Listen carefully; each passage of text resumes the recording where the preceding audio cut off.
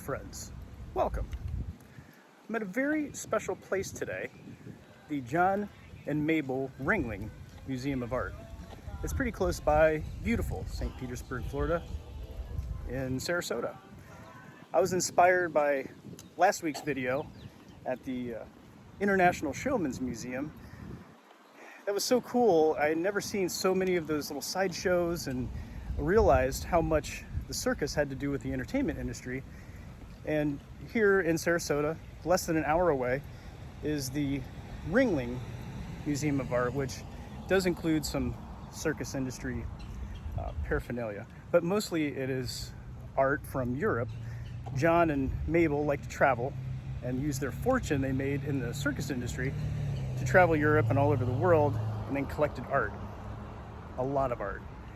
And he made this museum for us to enjoy as Floridians and you all over the world forever. This is given to the state of Florida after his death in 1936 for everyone to enjoy. There's a little remodeling going on and a lot of cool exhibits, 21 rooms, 21 exhibits here, 21 galleries. This should be really, really cool. Welcome.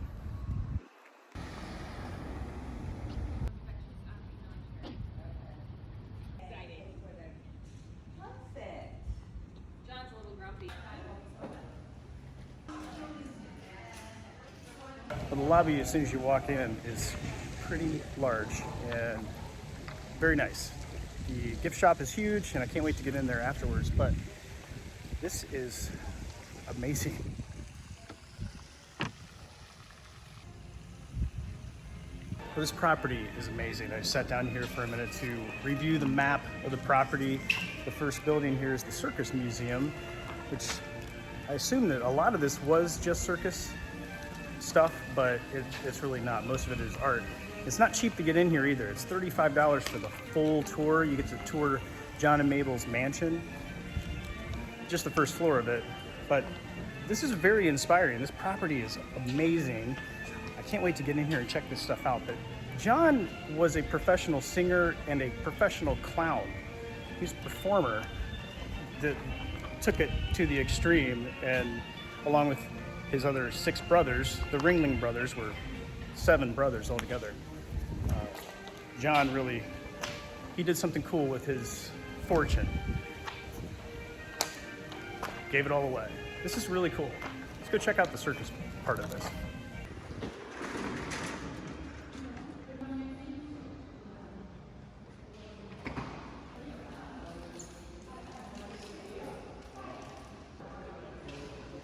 A lot like the posters from the Showman's Museum, these lithographs are original in the 1890s and on.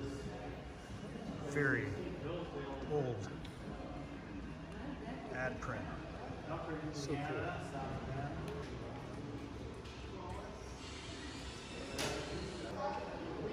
There's a cool turnstile here with some old ads, old newspaper ads from the circus advertisements.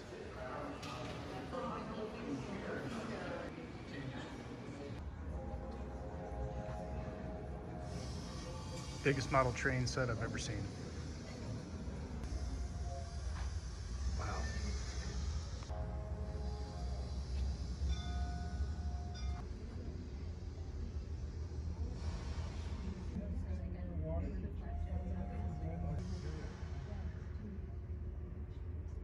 If you've been watching these videos, you know I like model trains and these miniature setups. This is really cool. It's huge. I've never seen train cars this big. Each one of these is like 3 feet long. Pretty detailed too. There's a whole community of people back here, and then the actual circus. And some of you may have mixed views on the circus because of the treatment of animals and so on, and believe me, I'm with you. But this was the way of life and entertainment for the American culture for like 100 years. The very beginnings of entertainment. And this was the only way, oh, it just turned to nighttime. This was the only way a lot of people got any entertainment at all. So it's interesting. You can almost go there in your imagination.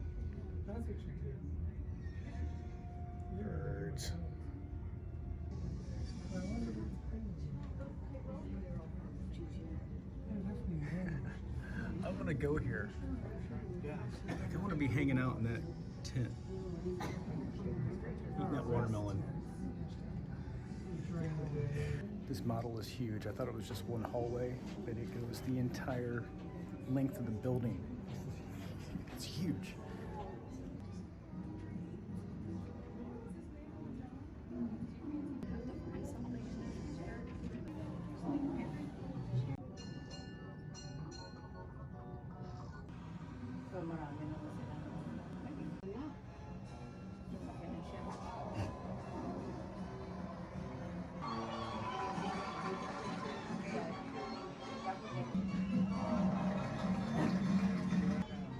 There's so much going on. There's like 100 people in the air on trapeze. This exhibit of the circus life is really awesome. I wonder how close to reality it is. There was so much going on in those tents. A lot of action all over the place. It may have been like that. I don't know. I remember as a kid going to a circus that came to our town. It might have been Barnum and Bailey. I think they closed down in 2007 or 17. But as a kid, I remember that experience and going into a big top, and there was 3 rings in the circus. It was really cool, but it wasn't that busy.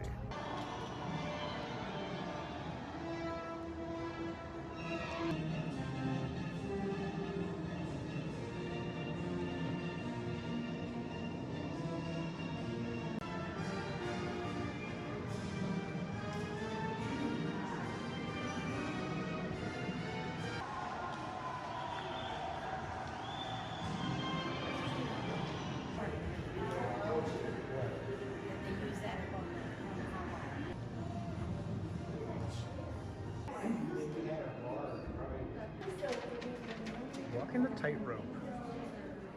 This always freaked me out, but they give you a chance to try it here very safely.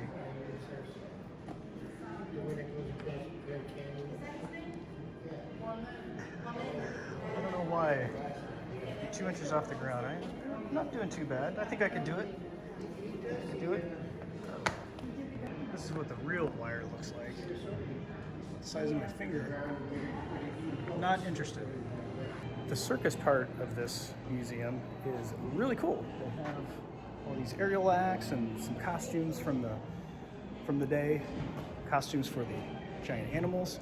And I had a nice conversation with the security guard out front there, asked him about the circus and when it ended. It did end in 2017, and it was just a couple of smaller troops that went to smaller venues like my hometown in Ohio.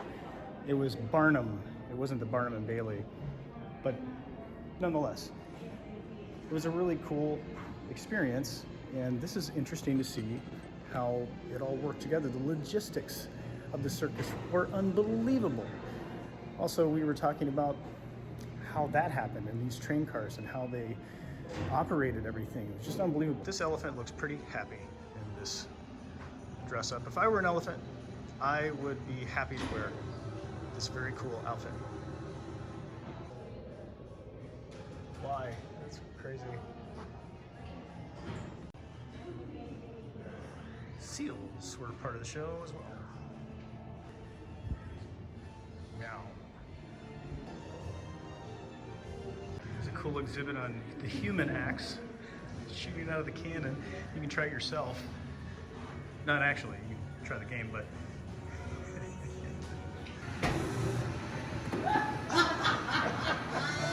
I guess you were supposed to put one in there.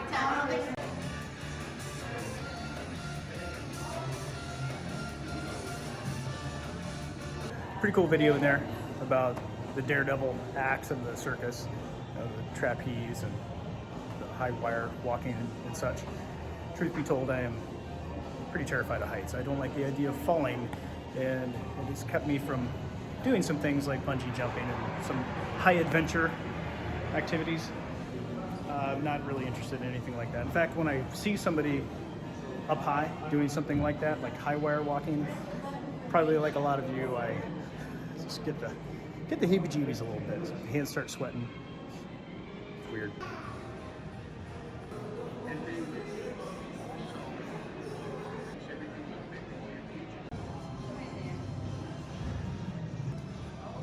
real clown shoes.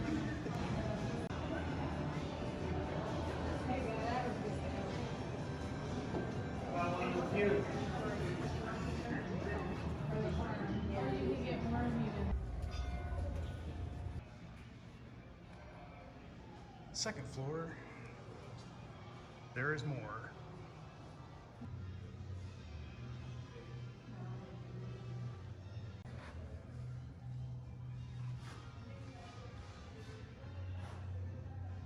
The upstairs exhibit is about the history of the timeline of the circus. Pretty interesting. A lot of artifacts from the early days. Cool viewing machine here. Check it out. Turn the crank. A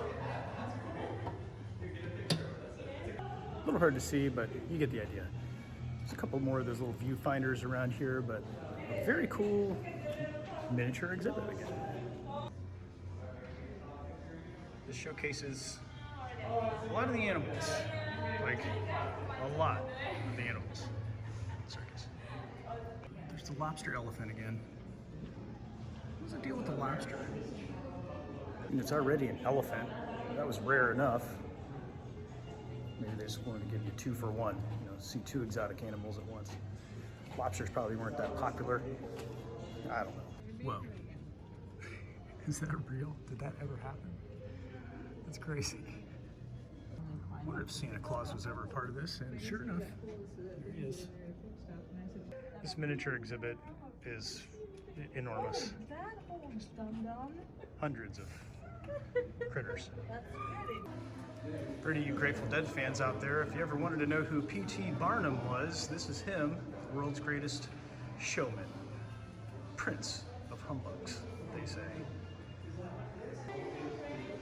No, thank you. I would say no thanks to that right there, although one time in my life I did it at COSI, Center of Science and Industry in Columbus. It was like a science museum, mostly for kids. They had one of those in the lobby at the old location on Broad Street, downtown. And I think with some of my classmates, we got in line and tried that. It's just a balancing thing, and it's safe, but scary. One of the scariest things I did as a kid that I can remember. But walking through here is not scary. This is beautiful. It's about 95 degrees today. Nice day to walk around this amazing property that a professional clown acquired.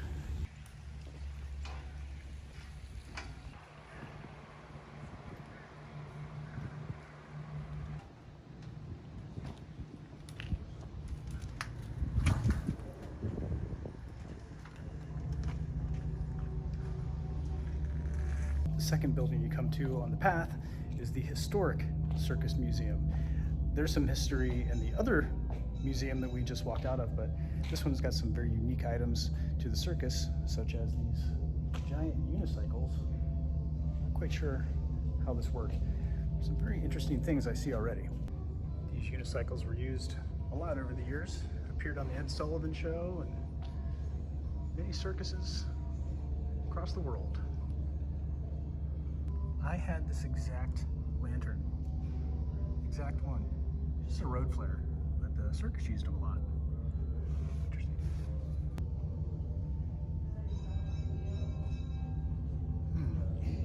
Okay. An actual crystal ball. What do you see in the crystal ball? I see more cool circus stuff in that crystal ball. Actually, I literally did. On the other side of the ball, there was a reflection of something. Let's go see what it was. This was what was on the other side of that crystal ball. It's one of those traveling orchestras. Pretty cool.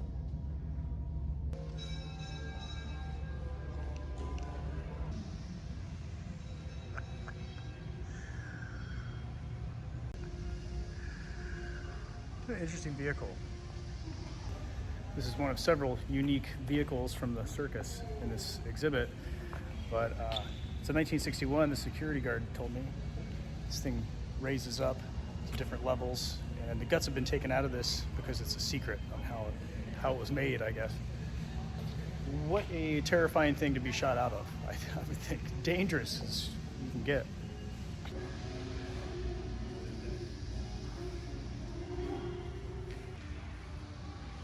What's going on there? Notice the decorative wheels on these caravans for the circus. Here's a collection of them.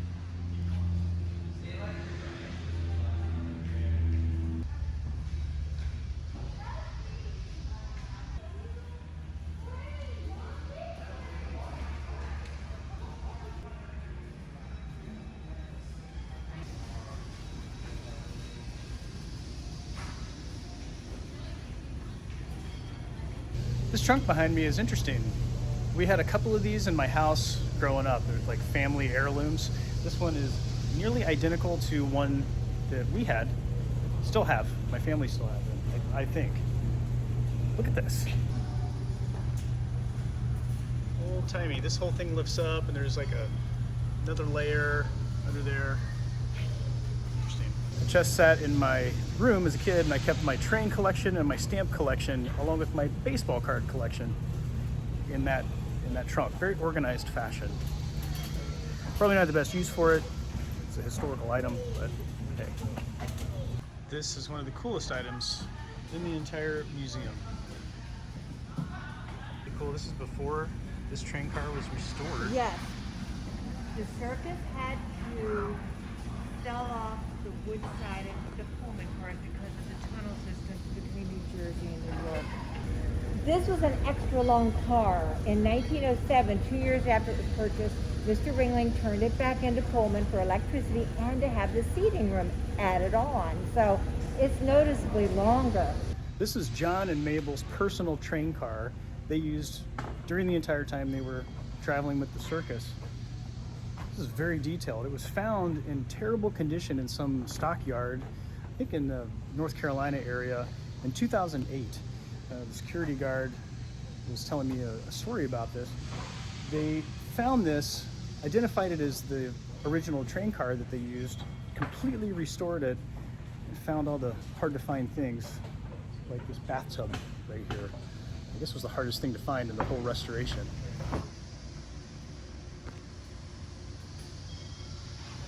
I'm poking my head in here, staring at the ceiling, wondering what it was like to lay in a bath, riding on a train, rolling down the tracks. The next room over is their sleeping quarters, the full-on brass bed.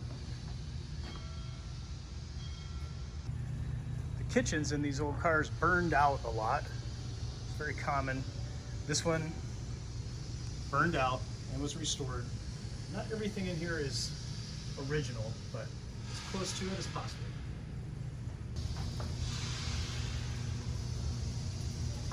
Well, I was talking to the security guard about this train car. I made the comment that there was a lot of money to be made in the circus industry. She said that John not only traveled around in this, but he also owned 25% of all of Sarasota, the whole riverfront, everything along the water he owned. And then he gave it away, which is amazing. They have a cafe here. Let's stop and grab yourself something to eat.